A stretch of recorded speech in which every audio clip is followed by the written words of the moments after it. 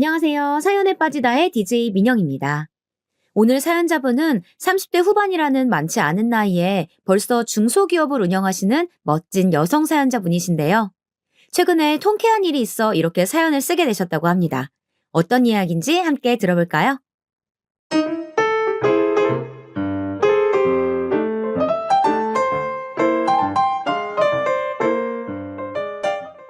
안녕하세요. 37이라는 비교적 늦은 나이에 결혼하여 이제 1년 정도 지난 새색시입니다. 제가 이렇게 결혼이 늦어진 데에는 지금 하고 있는 일에 대한 욕심이 컸기 때문인데요. 항상 일밖에 모르던 제 일상 속에 소소한 즐거움을 준 이 사연들 때문에 저도 한번 제 얘기를 들려드리고자 합니다. 우선 저는 그리 부유하지도 그렇다고 모자라지도 않은 평범한 집안에서 태어나 부모님 사랑을 듬뿍 받아 자라온 무남 동녀 외동딸이었어요. 그렇기에 항상 누군가를 대할 때 자신감이 넘치는 편에 속했답니다. 그 점은 제법 장점이라고 하면 장점이고 단점이라고 하면 단점에 속하게 되더라고요. 항상 이성적이고 현실적이며 계산적인 성격 때문에 누구보다 자기 주장이 센 편이었고 그러다 보니 고집도 세고 제멋대로인 경향이 있었어요. 그래서인지 처음 일을 시작해 회사를 들어가 일을 배우는데 제 성격의 벽에 부딪히게 되더라고요. 그래도 저를 사회에 맞출 수는 없으니 사회에 저를 맞추려 노력했어요.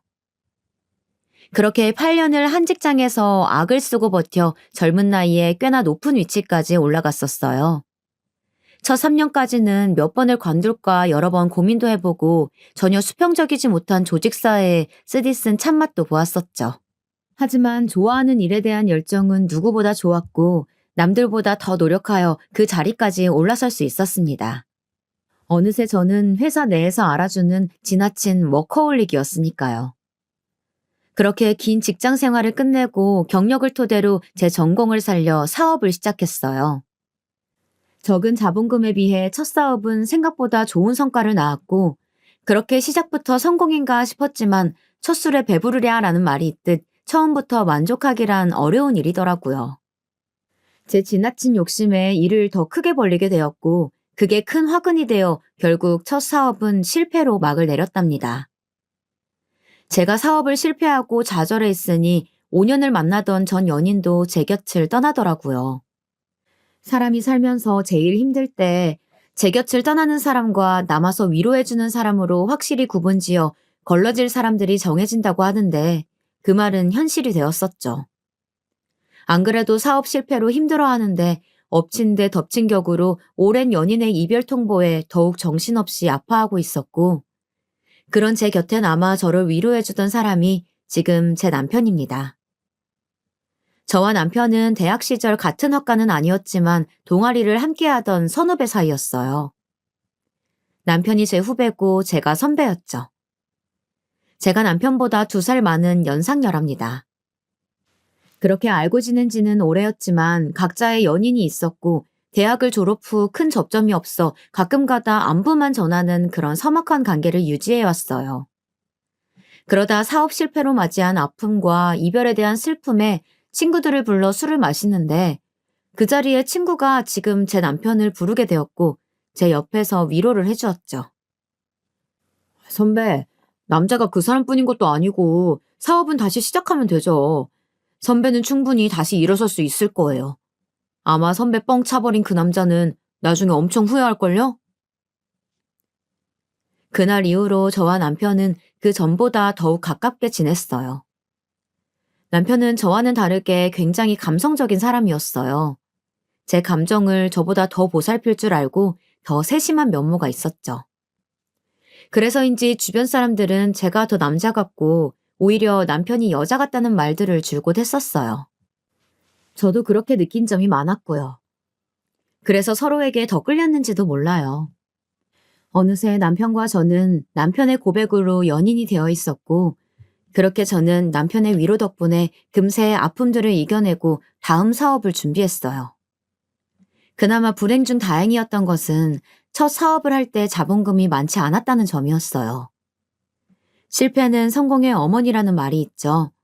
그 전 실패를 거름 삼아 맞이한 다음 사업은 빠르지는 않지만 차츰차츰 성장세에 들어갔고 오랜 노력 끝에 안정적인 기업에 다다르게 되었습니다. 그게 지금 제가 운영하고 있는 현 사업체이기도 하고요. 사실 지금 제 회사가 유명한 기업은 아니지만 이쪽 분야에서는 꽤나 유망받는 기업이었고 이만큼 성장시키는데 쉴 틈 없이 일하고 또 뒤처지지 않게 공부해야 했어요. 그만한 노력이 있었기에 지금 제 회사가 그만큼 클 수 있었고 저만큼이나 저를 잘 따라준 직원들의 노력이 있었기에 지금도 안정적인 매출을 일궈낼 수 있게 되었다 생각해요. 하루는 제가 홀로 남아 저녁 시간이 훨씬 지나도록 퇴근도 못하고 일을 하고 있는데 그런 제 상황을 알고선 초밥을 포장해와 회사로 가져다 준 적이 있어요. 짠! 늦게까지 밥도 못 먹고 혼자 일한 데서 근처에 소문난 초밥집에 줄 서서 포장해 왔어. 같이 먹자. 나도 밥 못 먹었는데. 같이 먹자. 정말 고마워. 이렇게 바빠서 시간 내기 힘들 때에는 소소하게 회사에서 데이트도 하고 제 상황에 맞춰주는 남편 덕분에 저도 더욱 힘을 내어 일에 매진할 수 있었는지도 몰라요. 그렇게 사업을 안정화시키는 데까지 꽤나 오랜 시간이 걸렸고 그 때문에 제 결혼은 계속 미루게 되었었어요. 제가 나이를 먹는 만큼 저희 친정 부모님도 연세가 하나 둘씩 들어가고 있었기에 점차 제 결혼을 닥달하기 일쑤였죠. 하지만 사업이 먼저라는 제 고집을 결코 꺾지 못하셨어요. 지금 제 남편은 이런 저의 성격이나 모습까지 모두 이해해주고 존중해주기 때문에 저도 결혼을 결심할 수 있었던 것 같습니다. 그렇게 남편과 4년 정도 연애 후 제 사업이 모두 안정되고 나서야 남편의 대단하진 않지만 사랑이 넘치는 프로포즈를 받게 되었고 그렇게 결혼을 하나 둘씩 준비하게 되었어요. 결혼 날짜를 잡으니 식을 올리는 데까지는 일사천리였답니다. 사실 남편의 집안 형편이 그리 좋은 편에 속하지는 않았어요. 몇 년 전 시아버님은 암으로 세상을 떠나셨고 평생 전업주부로 사셨던 시어머니는 그 후에도 다시 일을 할 생각이 없이 두 아들들의 용돈과 나라에서 나오는 연금으로 지내고 계십니다. 살아생전 아버님이 남겨두신 유산과 그 집에 살면서 말이에요. 그 전에 어떠한 삶을 살아오신 건지 자세하게 알지는 못하지만 시어머니는 허영심과 욕심이 가득하신 분이셨어요. 처음 결혼을 결심하고서 시어머니께 인사를 왔을 때에는 그저 수다스럽고 웃음기 많은 모습이 평범한 동년배 아주머니들과 같겠거니 생각했는데 결혼을 준비하니 슬슬 본 모습이 보이시더라고요. 남편은 연년생에 형 한 분을 두고 계셨고 형 또한 아직 미혼이었기에 제가 시집갈 때쯤에 첫 며느리를 맞이하셔서인지 저에게 바라는 점이 많아 보였어요. 혼수는 어떻게 할 거니? 혼수요? 그래. 내 혹시 몰라서 기본적인 것들만 넣어서 목록을 한번 써와봤다. 내 친구들 보니까 며느리가 시집 오면서 시댁에도 가구나 가전제품 하나씩 바꿔주고 한다더라. 이번에 내 친구 하나도 최근에 며느리가 시집 오면서 김치냉장고 하나 놔뒀다고 엄청 자랑하길래 우리 집에 놓을 김치냉장고도 하나 써놨으니 그리 알고 그리고 예단은 사돈네가 알아서 잘 해오리라 믿지만 얘기를 들어보니까 요즘엔 현금으로도 주고 그런다던데 아니면 금도 좋고 보석도 좋은데 어떻게 준비 중인지 얘기는 들은 게 있니? 혼수라니. 사실 신혼집을 남편이 마련한 것도 아니었고 오히려 제가 더 많이 냈으면 많이 냈지 남편이 보탠 금액은 제가 낸 금액에 비하면 한참 모자랐기에 시모의 말은 형평성에 어긋났죠. 예단도 자식을 볼모로 이득을 취하려는 게 아닌 이상 서로에게 부담되지 않게 적정선에 금액을 맞추어 진행하는 게 좋다고 생각하였고 저는 또 이런 일에는 참지 않고 뱉어내는 성격이어서 하나하나 콕콕 집어가며 답했습니다. 어머니 죄송하지만 저희 신혼집은 제가 거의 70% 정도 부담했고요. 성훈 씨는 계약금 정도만 냈었어요. 예식장이나 그 외 부대 비용도 제가 더 많이 부담하고 있고요. 그래서 집안 가구와 물품들은 성훈 씨와 각각 반반씩 부담하여 내기로 미리 말을 맞춰놓은 상태예요. 친구분처럼 어머님 집에 김치냉장고 놔두리는 것은 문제가 되지 않지만 그걸 너무 당연하게 말씀하시는 것은 아니라고 생각합니다. 그리고 예물이나 예단은 양가 측과 협의하에 적정선 금액에 맞추어 준비하는 게 좋지 않을까 생각하는데 어머니 의견은 어떠세요? 그래야 각자 부담이 덜하지 않을까 싶은데요. 제 말에 시어머니는 당황한 듯 말을 버벅이며 말하시더라고요. 그래, 아가. 네가 나이가 있어서 그런가 말을 아주 똑부러지게 하는구나. 예물이랑 예단은 성훈이랑 마저 내 얘기하마. 그렇게 말하던 시모는 뒤에서 남편에게 시집도 오기 전에 시어머니한테 말하는 싸가지가 바가지라며 제 험담을 했다는 겁니다. 물론 제 말투가 사무적이고 딱딱한 모습이 담겨 있어 그리 보일 수는 있지만 이렇게 앞에서는 아무렇지 않은 척 말하고 뒤에서 남편에게만 제 험담을 하는 것이 제 상식에선 이해가 가지 않았어요. 차라리 앞에서 제게 대놓고 얘기를 하였다면 그런 불만이 있으신 부분은 수용하여 바로 고치면 되는 것이었고 그리하여 서로 불편한 일은 없는데 말이에요. 그렇다고 남편에게 들었다며 시어머니한테 가서 그 부분을 따지고 들기도 뭐했죠. 그렇게 식도 올리기 전에 그런 이중적이고 속물적인 모습의 시어머니를 보고 저는 제가 중소기업의 사장이라는 것을 숨기기로 하였어요. 제가 사장이라고 하면 이것저것 바라시는 게 더 많을 것 같아 보였거든요. 그래서 그냥 제 회사에 다니는 직원이라고만 둘러대고 말았고 남편에게도 그렇게 말을 맞춰달라고 미리 부탁해 놓았었죠. 그리고 그날부터 제가 시집을 가고 난 뒤에도 시어머니는 이중적인 면모를 계속이 보여주었어요. 항상 제 앞에서는 별말 없다가도 그렇게 뒤에서 남편에게 제가 마음에 들지 않는다며 나이도 많은 것이 기가 센 것 같다고 험담을 하기 일쑤였답니다.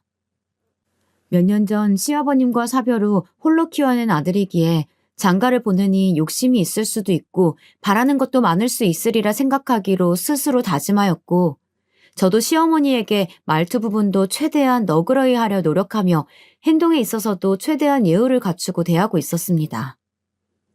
그것이 당연한 도리이기도 하니까요. 결혼한 지 얼마 지나지 않아 시어머니의 생신날이었어요. 사실 제 하루하루는 직원들과의 회의와 거리차와의 미팅, 그리고 기한서 올라오는 것들을 확인하여 결제해주는 등 매일같이 바쁜 나날들인데다가 주말에도 회사에 나가 밀린 결제 서류들을 처리해야 했어요. 그래도 시집가고 맞이한 시모의 첫 생신날이기에 그날만큼은 하루 쉬기로 맘먹었죠. 시간이 금이던 제게는 쉽지 않은 결정이었어요. 그렇게 생일 전날부터 바쁘지만 시간을 쪼개 평소보다 일찍 퇴근하여 시어머니의 생신상을 차리기 위해 미리 재료들을 사왔고 생신 당일에는 꼭두 새벽부터 일어나 미역국과 불고기 등 여러 음식들을 준비했습니다. 요리 실력이 썩 좋은 편은 아니었지만 레시피를 하나하나 읽어가며 정성스레 준비해왔어요. 간을 살짝 보았는데 그리 나쁘지 않더라고요. 그렇게 도시락통에 옮기고 나선 남편과 함께 시댁으로 향했어요. 국과 반찬이 식지 않게끔 빠르게 도착해 싸온 음식들을 꺼내서 한 상 가득 차려놓으니 그럴싸해 보였고 남편도 바쁠 텐데 이렇게 엄마를 챙겨주어 고맙다고 말해주었죠. 어머님의 반응도 남편과 같으리라 생각하곤 어머님을 부르니 제 예상과는 다른 반응을 보이더라고요. 요즘에 누가 생일상을 집에서 먹는다고 뭐 이런 걸 다 준비했니? 일단 생각해서 해왔으니 맛있게 먹으마. 근데 이왕 했으면 그릇에라도 옮겨 담지. 도시락통 그대로 내놓는 사람이 어디 있어? 그리고 설마 이게 다인 거야? 뭐 케이크나 선물은 없는 거니? 이 와중에 저와 남편의 손에 뭐라도 더 들린 게 없나 살피는 시모가 정말 속물처럼 느껴지더라고요. 사실 저녁은 나가서 한우집 예약을 해놓았고 케이크도 그때 가서 보려고 미리 사놓지 않았죠.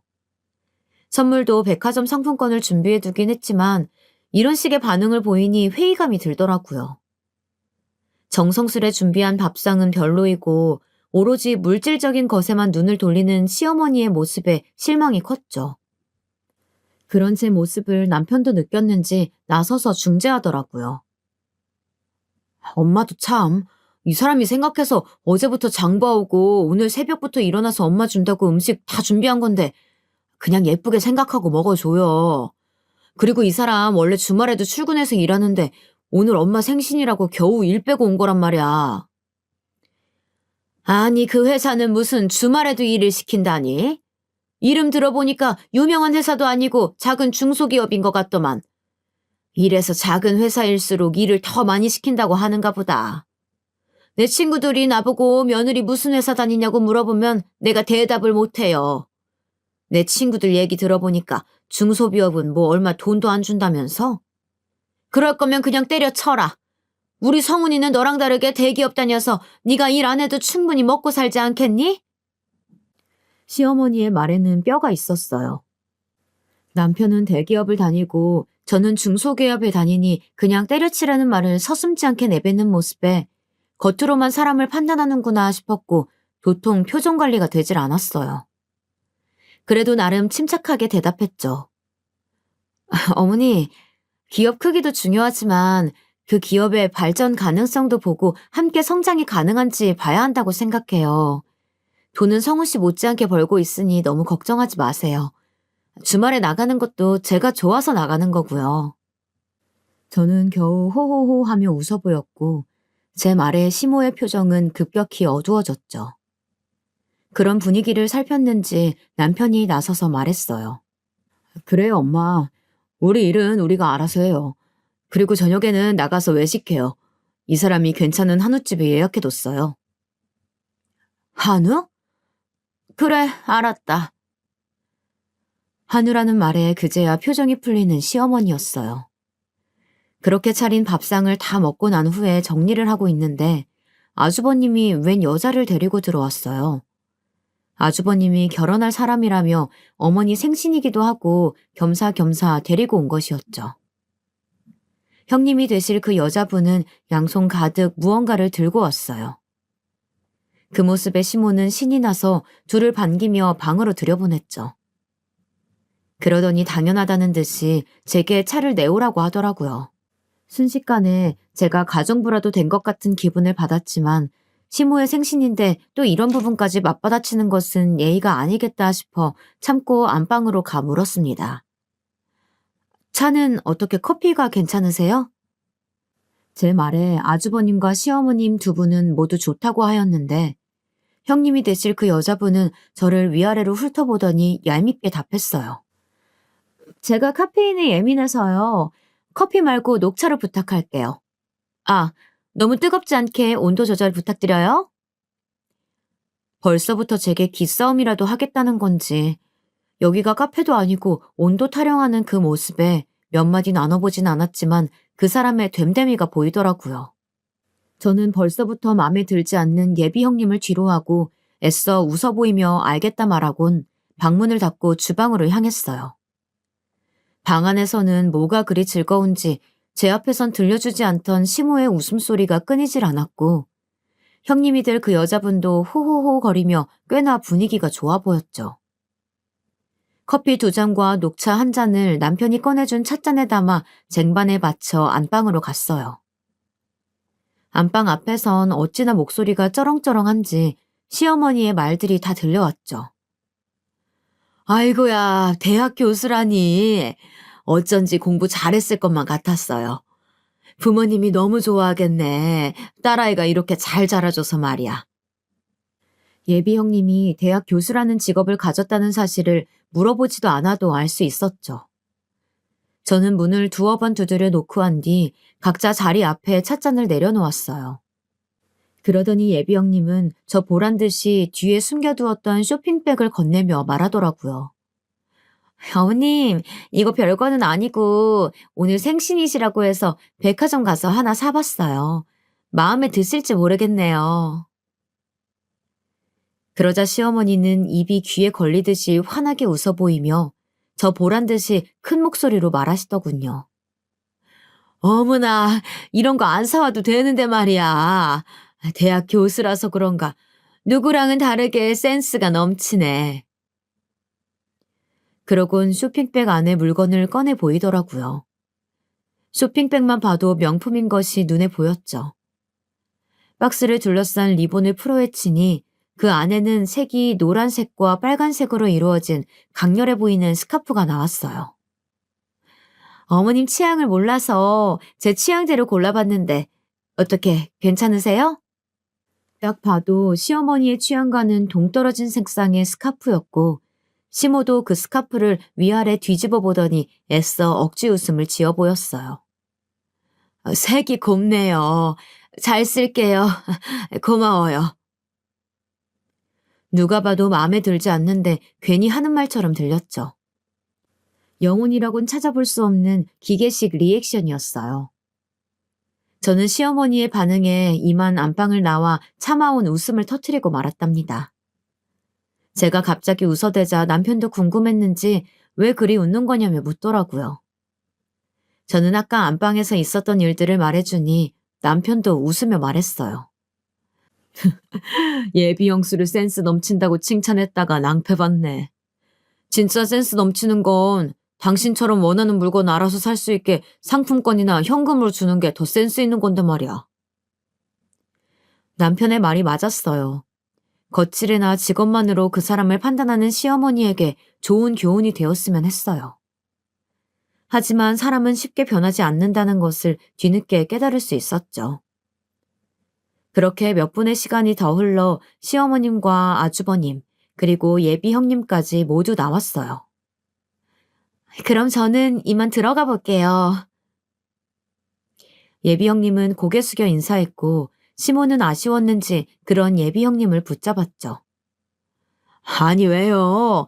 오늘 둘째 애가 나 생일이라고 한우고깃집을 예약했다던데 좀만 이따가 같이 가서 저녁 먹지. 그러자 아주버님이 곤란해하는 예비 형님을 대신해 답했죠. 에이, 엄마도 참 이 사람 논문 준비로 바빠서 들어가 봐야 돼. 그럼 나 이 사람 좀 데려다 주고 올게. 그래, 그렇게 해라. 그럼 조심히 들어가요. 그렇게 시모는 예비 형님에게 인사했고 저와 남편도 다음에 또 뵙자는 말로 인사를 했어요. 아주버님과 예비 형님이 떠난 지 얼마 지나지 않아 시모는 선물로 받은 스카프를 들고 오며 저와 남편에게 말하더라고요. 아니, 이 색상 좀 봐라. 이렇게 튀는 색상을 도대체 무슨 옷에 입으라는 건지 원. 대학 교수식이나 돼서 이리 패션 감각이 없다니. 아휴, 이것 좀 봐라. 나한테 어울리냐? 급기야 그 스카프를 둘러대고는 저와 남편에게 묻는 시모였죠. 저는 애써 웃음을 참아가며 답했어요. 글쎄요. 어머님 평소에 입으시는 스타일과는 많이 다른 것 같기는 한데요. 정 마음에 안 드시면 백화점 가서 다른 디자인으로 바꿔오세요. 아휴, 나도 그러고 싶은데. 아니, 이걸 굳이 상견례 자리에 하고 오란다. 그렇다고 가서 바꾸기도 뭐하고. 아휴. 결국 혀를 차보이는 시어머니였어요. 그 모습을 보고 있자니 그렇게 앞에서는 웃어 보이더니 예비 형님이 가자마자 흉을 보는 게 어쩐지 제가 결혼한다고 왔을 때도 이렇게 남편에게 흉을 받겠구나 싶더라고요. 이후 저녁 예약 시간대에 맞춰 함께 한우고기집에서 식사를 하였고 잠시 근처 베이커리에 들려 케이크를 사들고 온 남편이 식당에 양해를 구하고선 케이크에 초를 켜고 축하 노래를 불렀어요. 그 순간만큼은 볼을 붉히며 소녀처럼 고맙다고 말하는 시모가 아까 본 그 사람이 맞나 싶더라고요. 초의 불이 다 꺼진 뒤에야 저는 가방 안에 들어있던 봉투를 꺼내 건네주며 말했죠. 어머님, 생신 축하드려요. 이거 대단한 건 아니고 백화점 상품권인데 가서 평소에 사고 싶었던 물건이나 드시고 싶었던 거 있으시면 친구분들이랑 가서 드시라고 넣어봤어요. 그제야 입이 찢어지게 웃어 보이던 시어머니는 봉투를 받고는 그 안을 살피며 말하더라고요. 어머, 뭐 이런 걸 다 준비했어. 상품권이라니. 역시 세아가 네가 나이가 있는 만큼 센스가 좋긴 하구나. 아, 근데 50만 원이네? 나는 100만 원권 정도는 들어있을 거라고 생각했는데. 예, 50만 원으로 어떻게 사고 싶은 것을 사고 친구들을 데리고 맛있는 것을 사 먹니? 적어도 100만 원권 정도는 되어야 네 말대로 하지. 아휴, 난 또 말을 또 휘황찬란하게 하길래 100만 원은 들어있는 줄 알았더니 김만 샜네. 뭐 그래도 잘 쓰마. 처음엔 잔뜩 기대한 얼굴로 봉투 안을 살피던 시모는 상품권 액수를 보더니 실망한 기색을 드러내 보이시더군요. 사실 이번 백화점 상품권은 지난 명절 때 직원들 보너스로 백화점 상품권을 주다가 남은 50만 원권을 선물로 드린 거였죠. 친구들에게 물어보니 이 정도면 충분할 거라고. 오히려 처음부터 큰 선물을 주게 되면 나중에 더 바라는 게 많아져 힘들 거라는 현실적인 조언을 받고 실행에 옮긴 거였는데 제가 너무 째째하게 굴었나 싶기도 하더라고요. 어머님, 이번엔 제가 백화점에 들릴 시간이 없어서 갖고 있던 상품권으로 준비해 본 거예요. 다음번에는 더 잘 챙겨 드릴게요. 제 딴에는 생각해서 얘기해 본 거였는데 이어 시모의 입 밖으로 나오는 말들에 그 생각들은 쑥 들어가게 되었죠. 아니, 네 회사는 무슨 너 혼자 일을 다 한다니? 뭐가 그렇게 맨날 바쁘다고 유세인 건지. 누가 보면 나란 일이라도 하는 줄 알겠어. 아휴, 됐다. 바쁘신 며느님이 이렇게 챙겨준 게 어디겠니? 잘 쓰마. 끝내 말을 비꼬아대던 시어머니는 퉁명스레 말하며 제가 준 상품권 봉투를 가방 안에 넣어두었고 저는 당장이라도 그 백화점 상품권을 빼앗아 들며 그리 마음에 안 들면 도로 가져가겠다 소리치고 싶은 것을 겨우 참아내었어요. 그렇게 시모의 생신이 지났고 또다시 저는 바쁜 나날들을 보냈답니다. 이후 시간이 흘러 아주버님의 결혼식이 다가왔어요. 지난 아주버님 상견례 자리에는 저도 함께 오라고 초대하였지만 일이 너무 바쁜 나머지 참석하지는 못하였고 대신 남편만 그 자리를 갔다 왔었어요. 남편에게 얘기를 들어보니 형님네 집안도 평범해 보인다고 합니다.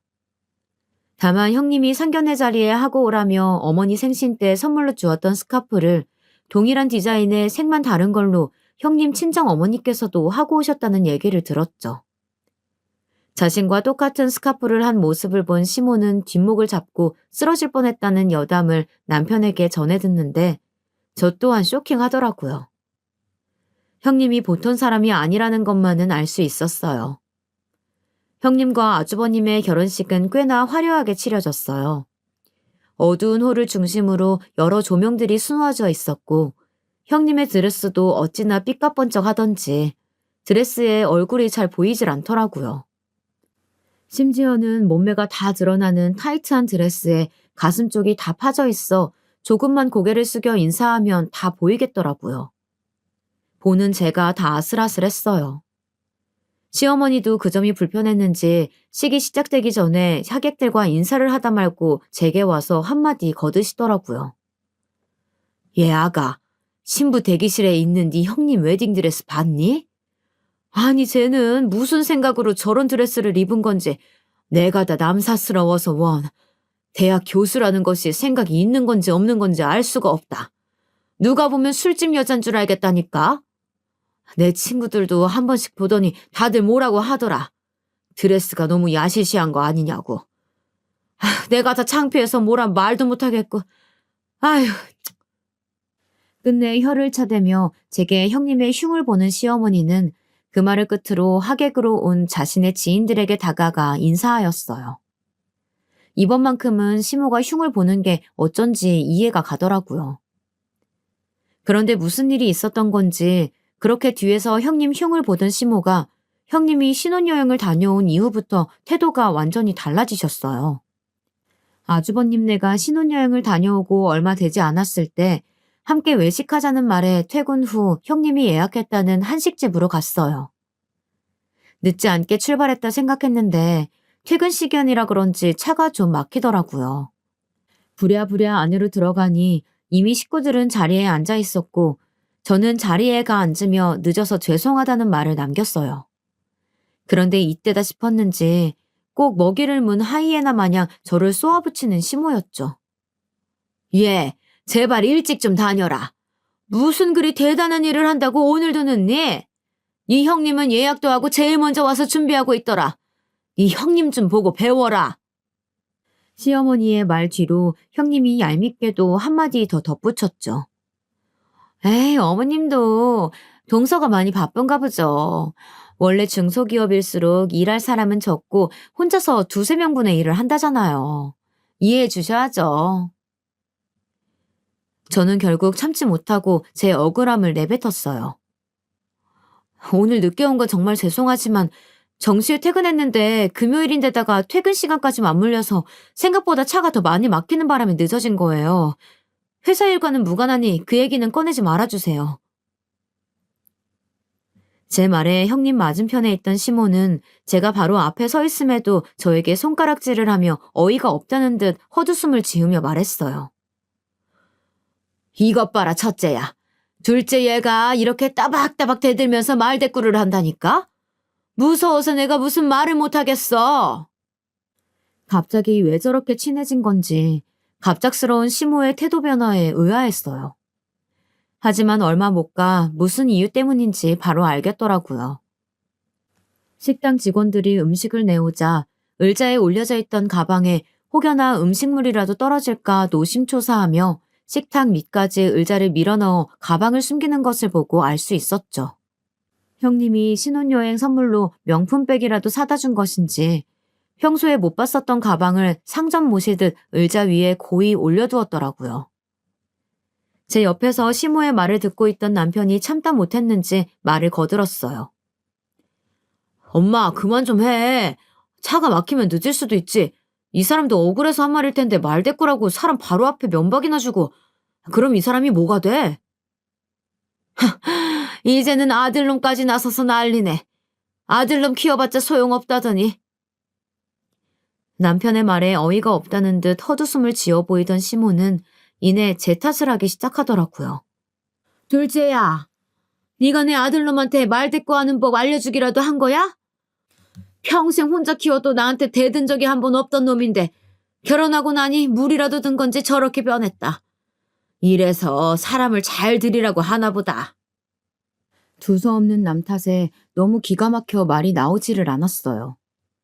다물어지지 않는 입을 그대로 할 말이 많은데 말문이 턱 막혀버린 탓에 우물쭈물하고 있으니 남편이 그런 저를 다독이며 나온 음식들을 먹어보라고 제 손에 수저를 쥐어주더라고요.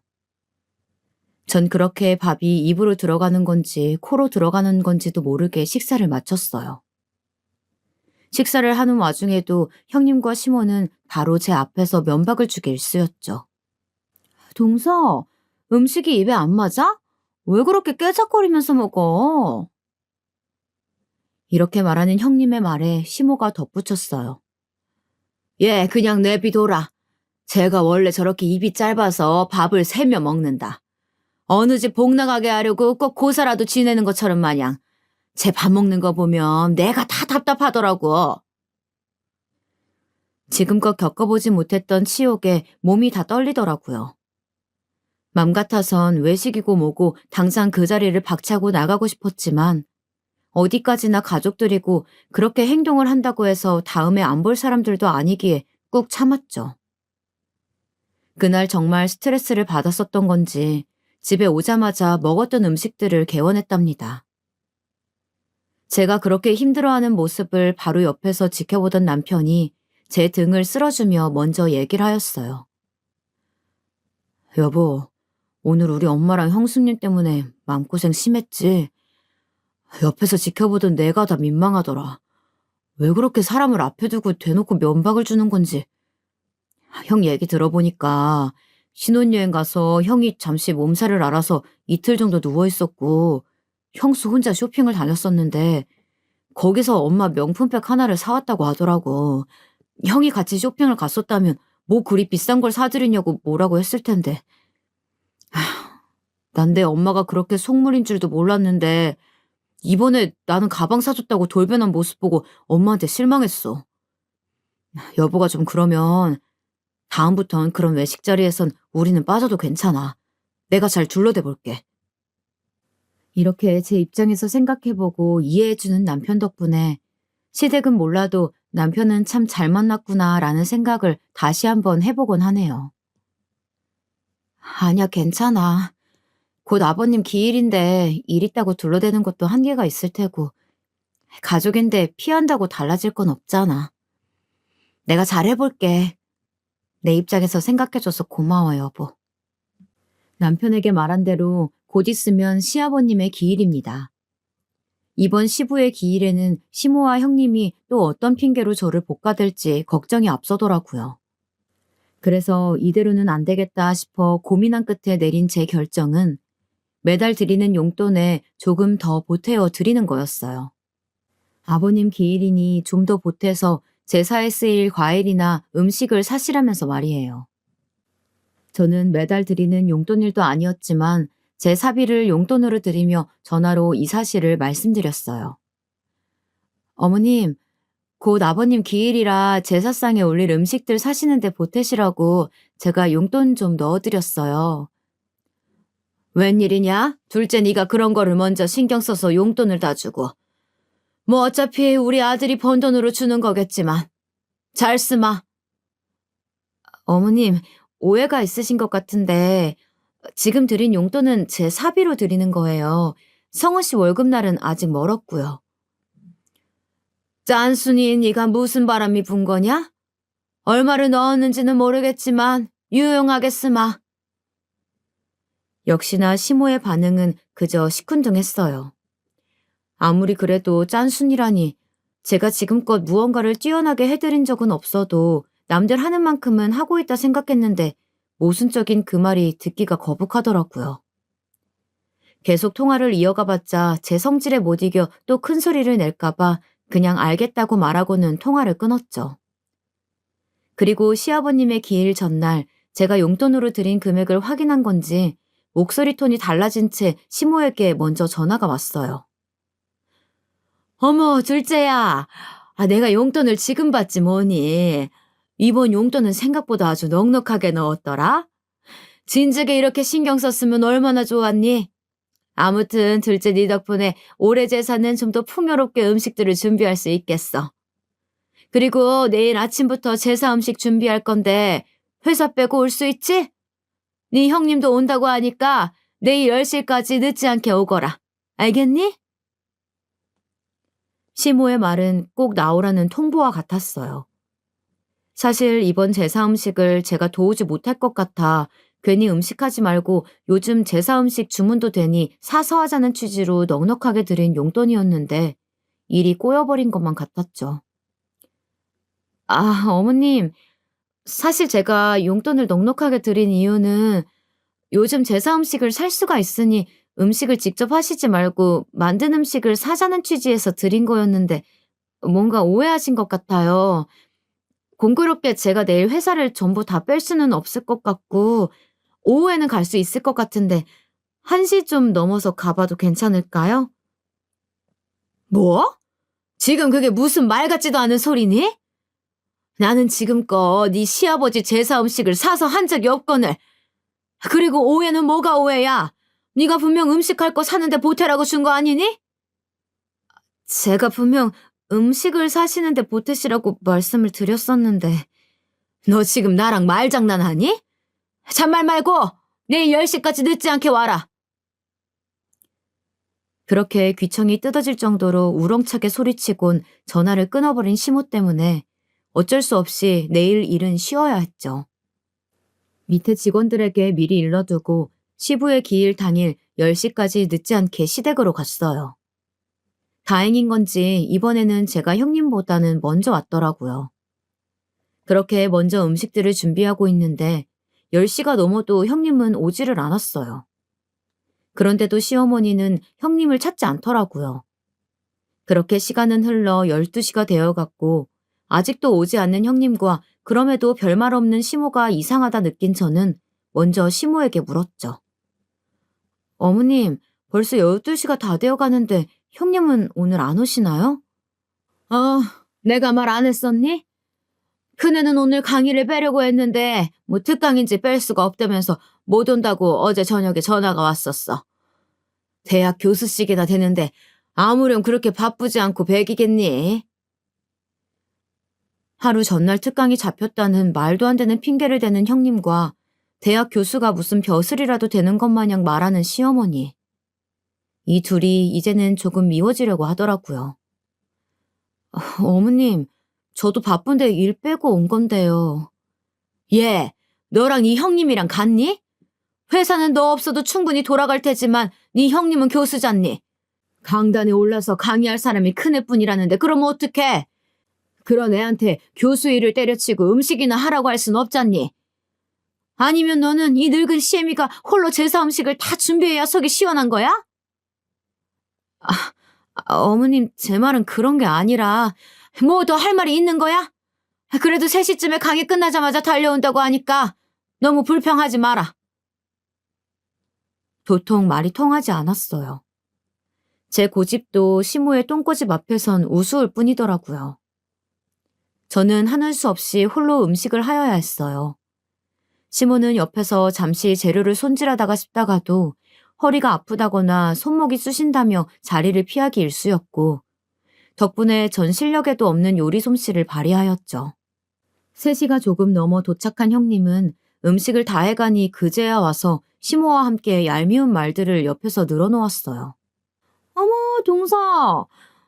음식 솜씨가 영 별론가 봐. 간이 좀 싱겁네. 꼬지전은 또 왜 이래? 너무 끝에 꼬지를 꽂아서 너무 달랑거려가지고 꼭 금방이라도 떨어질 것 같네. 이런 걸 제사상에 내놓으라고 만든 거야? 오자마자 겉옷과 가방을 소파에 두고선 주방으로 와 전을 하나 집어먹고는 싱겁다고 얄밉게 구는 형님이었죠. 그리고 형님을 따라 전을 똑같이 맛보고는 시모도 말을 덧붙이더라고요. 첫째 말이 맞구나. 둘째야, 간이 너무 싱거운 것 같다. 그리고 꼬지 좀 일정하게 꽂지 그랬니? 수고했다는 말은커녕 타박이나 늘어놓는 형님과 시모였어요. 혼자서 음식을 한 사람한테 타박은 너무한 거 아니냐며 따져묻고 싶었지만 아버님 기일인데 괜한 분란 일으키기 싫더라고요. 홀로 음식들을 준비하느라 진도 다 빠진 상태라 대꾸할 힘도 없었고요. 제가 별말이 없자 형님과 시모도 그냥 넘어가는 듯 했어요. 그렇게 시간이 흘러 아주버님과 남편도 퇴근 후 시댁에 왔고 제사 음식은 별도로 빼두고는 남은 음식들로 간단하게 저녁을 먹었죠. 그런데 음식을 맛보던 아주버님이 아까 간 보며 타박을 놀아놓던 형님과 시모와는 달리 감탄을 하며 말씀하시더라고요. 오늘 국이 너무 짜지 않게 잘 됐는데? 담백하니 돌아가신 아빠가 와서 맛봐도 좋다고 하시겠어? 아주버님에 이어 제 옆에 앉아있던 남편도 국을 한 입 떠먹어 보더니 아주버님과 같은 반응을 보였어요. 정말이네. 아빠가 살아생전에 딱 이 정도로 알맞게 심심하니 담백한 국을 좋아했었지. 항상 엄마가 해준 국 드시면서 짜다고 했었잖아. 혹시 이거 당신이 한 거야? 그리고 제게 음식을 한 건지 묻는 남편이었어요. 사실 남편은 다 알면서도 일부러 모르는 척 묻는 거였죠. 제가 음식 준비를 끝내고 잠시 화장실에 가 있는 동안 형님이 강의 때문에 늦게 오느라 홀로 음식을 준비했다는 얘기를 남편에게 미리 메신저로 해두었었거든요. 그런데 남편의 말에 뻔뻔하게 그지없던 형님이 입을 놀리기 시작했어요. 다행히 서방님 입맛에도 맞으신가 보다. 그거 동서랑 저랑 같이 했어요. 형수님이요? 오늘 강의 때문에 늦게 오셨다면서요. 집사람이 혼자 음식 다 한 걸로 알고 있는데요. 남편은 뻔뻔한 형님의 거짓말에 속지 않고 있는 사실 그대로 저를 대신해 말을 해주었어요. 제가 미리 말을 해두길 잘했다는 생각이 들더라고요. 남편의 말에 얼굴이 새빨개진 형님은 말을 버벅이며 또다시 거짓말을 하였어요. 제가 그래도 오후에 와서 간 좀 보다가 너무 짠 것 같아서 물 좀 붓고 다시 끓인 거예요. 그래서 같이 했다고 말씀드린 건데 서방님이 뭔가 오해하셨나 보다. 형님, 왜 오늘 같은 아버님 기일날 거짓말을 하고 그러세요? 제가 음식 다 하고 나서야 오셔서 밥상에 숟가락만 얹은 게 다잖아요. 심지어 간도 싱겁다면서 타박하셨으면서 무슨 간을 다시 했다고 거짓말을 하세요?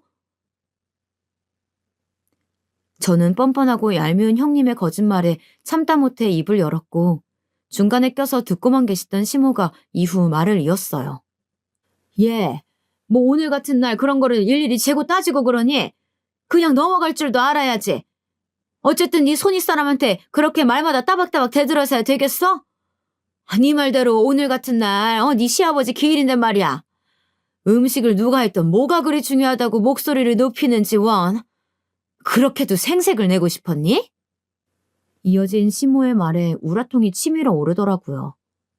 그만 시모에게도 한마디 꺼내려던 그때 남편이 제 손을 잡고 말리는 듯 보였어요. 저는 남편의 만류에 행동들을 모두 멈추고 가만히 있을 수밖에 없었습니다. 그리고 저 대신하여 남편이 한마디 하였어요. 엄마도 그만하세요. 형수님도 좀 솔직해지시고요. 곧 제사 지내야 하는데 조용히 제사 지내고 갑시다. 아빠가 맘 편히 들렀다가 갈 수 있게요. 남편의 말에 시모와 형님 두 분 다 입을 다물더군요. 그렇게 저녁 시간이 흘러 아버님의 제사를 지내고 집으로 돌아갔습니다. 집으로 가는 차 안에서 남편이 먼저 제 손을 잡으며 고생했다고 말해주더라고요. 남편의 그러한 따뜻한 말 한마디 덕분에 그날 내내 시모와 형님에게 받았던 서름들이 그나마 조금은 씻겨나가는 것 같았어요. 그렇게 또 평상시의 나날들이 흘렀고 바쁜 일상 때문에 잠시 연락하지 못했던 대학 친구들과 연락이 다 오랜만에 모임을 갖게 되었어요. 그리고 그곳에서 뜻밖의 소식을 들을 수 있었죠. 대학 친구 중 한 친구가 형님처럼 대학 교수인데 이번에 형님이 일하고 있던 대학교로 이직을 했다는 소식이었어요. 은영이 너도 그 학교로 이직했어? 우리 형님도 거기서 교수로 있다던데. 정말? 성함이 어떻게 되시는데? 차성은이라고. 학과는 어느 쪽인지 모르겠네. 사실 나랑 사이가 썩 좋지가 않아서. 그분 알지? 우리 학교가 경기권에 있는 작은 사립대라 교수가 많지 않아서 이름 대면 거의 다 알긴 해. 근데 그분은 전임 교수가 아니고 그냥 시간 강사일 텐데. 뭐? 시간 강사라고? 시댁에는 자기가 교수라고 떠벌리고 다녔는데. 난 그래서 너처럼 전임 교수라도 되는 줄 알았지. 대학 교수라고 떠벌리고 다니던 형님이 알고 보니 그냥 일반 시간 강사였다니. 거짓말을 능숙하게 할 때부터 알아봤어야 했는데 감쪽같이 시댁을 속이고 기만한 형님이 놀라울 따름이었어요. 그리고 저는 그 친구로부터 형님에 관한 얘기를 더 들을 수 있었죠. 이런 말 해도 될지 모르겠는데 차 선생 학교 측에서 이미지 영 별로야. 어? 왜? 나도 형님이랑 별로 사이가 좋지는 않아서 말해도 괜찮아. 허풍이 좀 심하거든. 허세가 있다고 해야 되나? 매일같이 명품을 걸치고 다녀서 집이 좀 사는 건가 했더니 글쎄 죄다 리플리카 제품이더라고. 뭐? 그럼 형님이 하고 다니는 명품 옷이나 가방이 짝퉁이란 말이야? 그렇다니까. 동료 교수 중에 그쪽으로 좀 빠삭한 친구가 있어. 거의 감별사급으로 잘 보는데 보더니 티 안 나게 잘 만들어진 리플 제품이라고 하더라고. 친구의 말은 꽤나 충격적이었어요. 대학 전임 교수가 아니라 시간 강사라는 것도 놀라운 사실인데 하고 다니는 모든 것이 짝퉁이라니. 그리고 제 내리를 스쳐가는 것이 몇 가지 있었어요. 시모에게 처음 인사 올 때 선물로 주었던 스카프와 신혼여행을 놀러가서 아주버님은 몸살에 호텔에서 쉬고 있을 때 홀로 사온 시모의 명품백.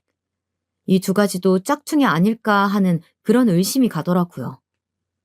저는 이 사실을 남편에게 말해주었어요. 남편도 듣더니 어이가 없다며 열을 내더라고요. 당장 시모에게 전화해 이 사실을 알리겠다는 남편을 늦은 밤 시간대이기도 하고 나중에 천천히 제가 말하겠다며 말렸죠. 그리고 그 사실을 알릴 수 있는 기회는 시간이 얼마 지나지 않아 찾아왔어요. 김장을 해야겠다며 시모가 저와 형님을 불렀고 일요일에 하루 시간을 내어 아침부터 시댁으로 가 김장 준비를 하였어요. 김장은 왜 이리 김치 종류별로 하는 건지 배추김치와 총각김치, 파김치까지 모두 김장에 나섰어요. 소매와 바지를 걷어붙이고 고무장갑을 끝까지 씌어 올려 배추를 절이고 양념을 준비하는데 형님은 그날 또 팔이 아프다는 둥 뺀질거리기 일쑤였죠. 그걸 옆에서 지켜보던 시모는 제사 때처럼 별말이 없으시더라고요. 그렇게 또 저 혼자 다 하다시피 양념 준비하며 배추 손질까지 다 하였죠. 그러다 보니 어느덧 점심시간대가 되었고 옆에서 시모가 분주하게 무언가를 굽는 듯 보였어요. 포슬포슬 올라오는 향내가 제가 좋아하는 갈치 냄새였어요. 향을 맡고 있다 보니 배에서는 꼬르륵 소리가 울리더라고요. 그런데 갈치를 다 구운 시모는 형님만 따로 부르는 게 아니겠어요? 얘 첫째야, 이리 와서 갈치 좀 먹고 해라. 이거 내 친구가 이번에 제주도 놀러 갔다 오면서 사다 준 건데 아주 맛이 좋더라고. 형님도 시모의 말에 쫄래쫄래 주방으로 가더라고요. 어머, 어머님, 너무 맛있어요. 형님은 콧소리까지 내가며 맛있다 난리였고 그 옆에 시모는 살가운 친정엄마처럼 앞에서 생선살까지 발라주고 있었어요.